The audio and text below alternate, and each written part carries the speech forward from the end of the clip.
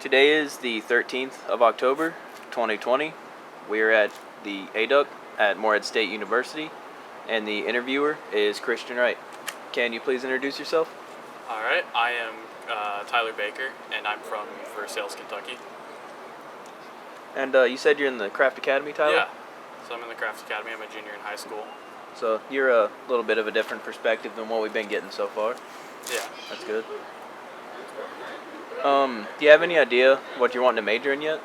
Or I'm not quite sure. I'm thinking about either psychology or majoring in history of some sort. what drew you to Morehead?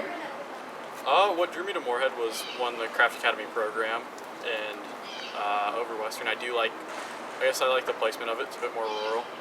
I like that. It's a very beautiful campus, so I like it up here. So, when did you first hear about the coronavirus? And when you did, what did you think? First heard about it when it started, getting notoriety in late February-ish or so, about February-ish, and I thought of it as, it's something new, something, since no one knows about it yet, and a lot of stuff's coming out at once, and no one really knows what's happening.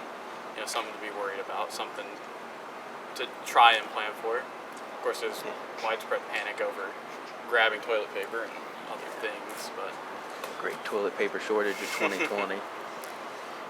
So that was your sophomore year then? yeah. Alright, so how does that kind of affect the rest of your sophomore year? Because, here we switched online learning completely. We did too. My school did in, I want to say late March, so about the week before spring break would have been. They said we're going completely online for this week, and then we'll probably have a week after spring break, and then we'll see how it develops from there, and then we never went back to school. Pretty much mirrors what we were told. Mm-hmm.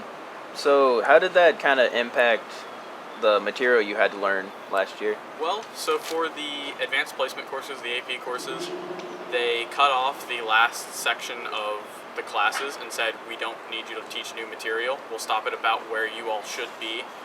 And then, so you guys can review this. And then all my advanced placement tests were online. And that kind of, it was interesting because they couldn't make it not open note. They took away huge sections of the test, so it was just the writing sections. They shortened the writing sections, and and of course it was open note that year, which made it a lot easier for a lot of people. But a lot of my classes didn't make them too much different. My Spanish one class kind of had to switch around a little bit on how she taught, because she had to use more of a worksheet style than the group project she was used to, because she was a more hands-on teacher. So, How did your teachers adapt to online? my teachers adapted fairly well. We did. They were a lot more passive in their teaching. Of course, my AP teachers just had us review, so they would do about 2 or 3 times a week a Zoom call or a Google call Hangout, and we'd talk about if we had any questions and stuff like that, and not a whole lot of stuff, and we'd go over what we needed to review that week and what we were working on that week to make sure we were ready and answer any questions.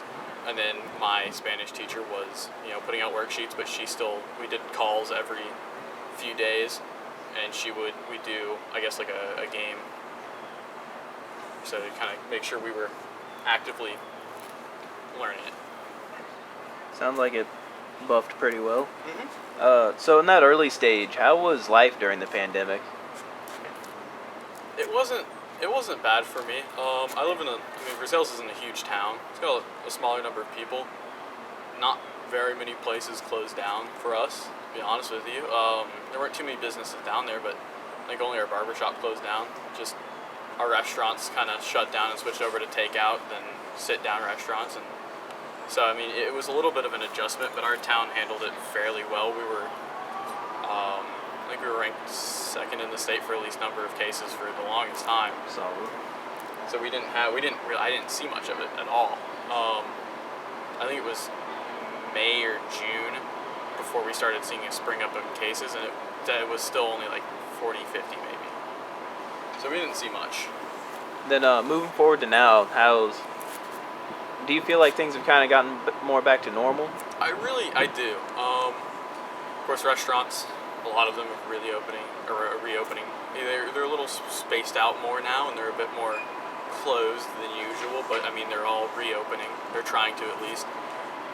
I think Kentucky's doing really well compared to some other states where they won't open, and I think our state's getting back to normal. I mean, I wasn't expecting to see a lot of kids walking around campus. That's for sure.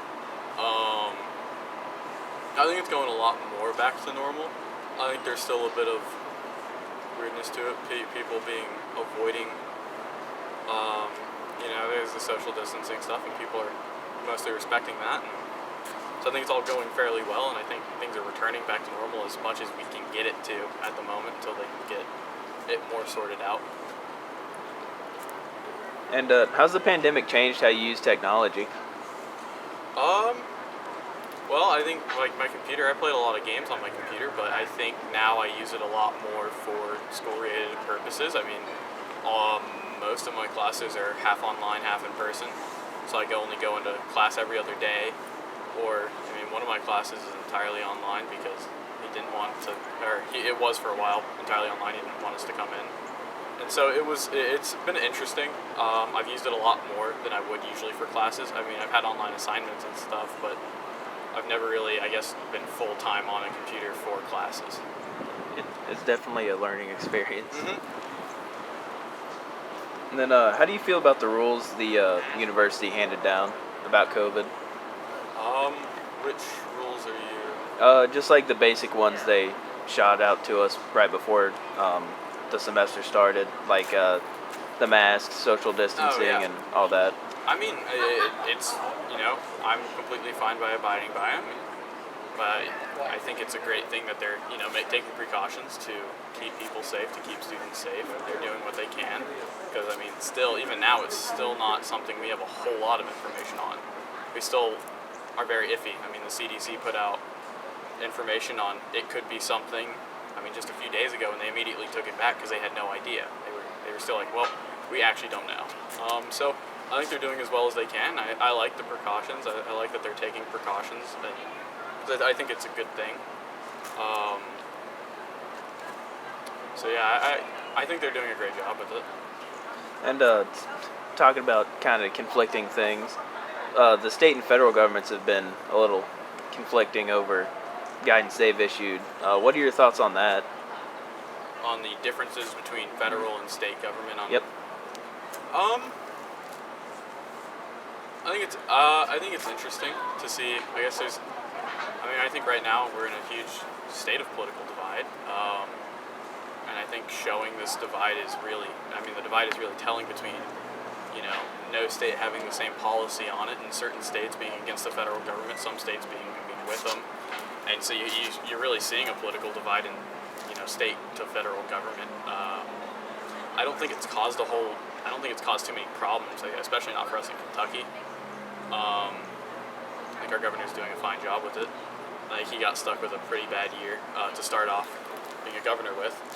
I don't think anyone could have expected it, and for first-time governor, I don't think he's handled it fairly well. So. And how transparent do you think the university's been with things like how many cases we have? I think they've been all right with it. I think they're at the beginning, the first 2 weeks, the president sent out an email and said, hey, we've got right now 16 total cases. We'll keep you updated. I think there was a place on the website where you could see that cases. Yep. But we never got active emails from it. But there was always a place to go check. So I think they've been fairly transparent on it, as transparent as they can be.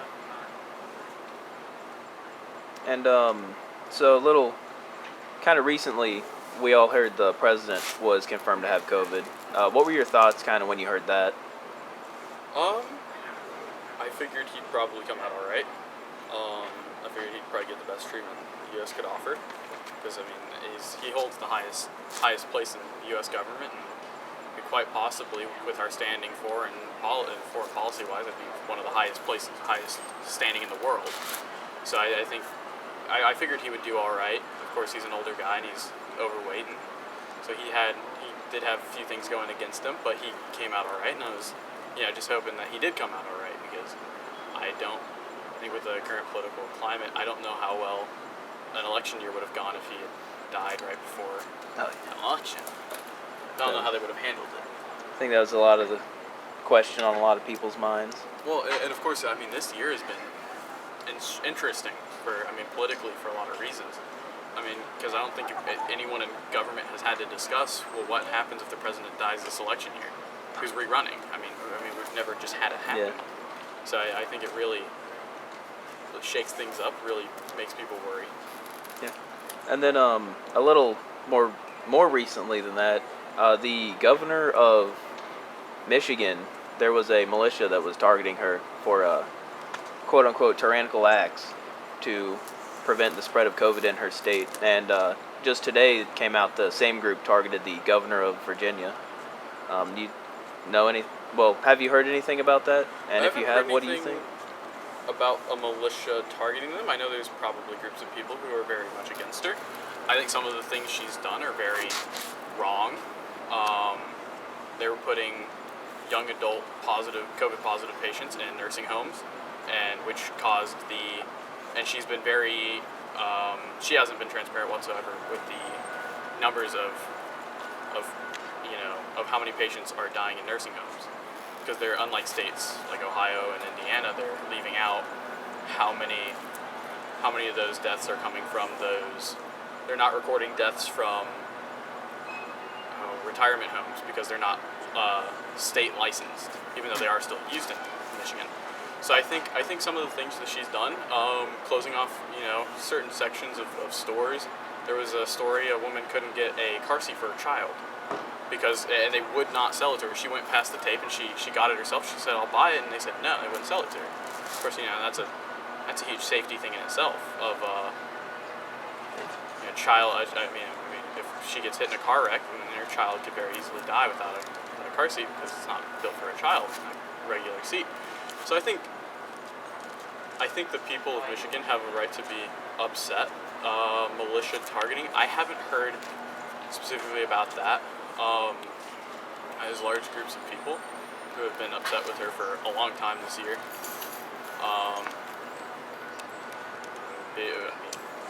Large groups of people have been, out in front of the state capitol. Multiple times this month.